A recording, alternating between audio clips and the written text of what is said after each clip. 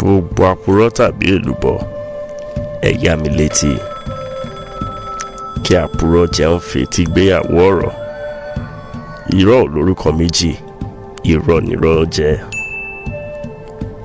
Bó o pàfín fún mi lÓyìnbó tí mo joyè aláìmọ kan, bó pẹ́ bóyá ẹ kó sojú mímu.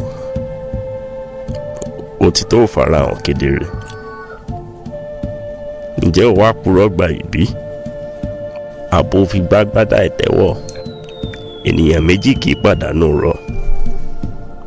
Bẹ́ẹ̀ni tá à ń pa fún ọba mọ̀, ẹni tí ń pa mọ̀.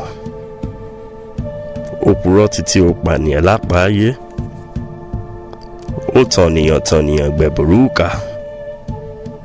Rántí pé bọ́ba ayé ò rí ọ, ó dájú pé tọ̀run wò ọ́.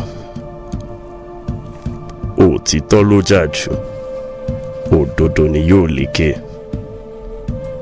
Purọ bá lọ fógún ọdún, tí kèrè ìrìn àjò fọ́gbọ̀n oṣù, ọjọ́ kan ṣoṣo lòtító bá.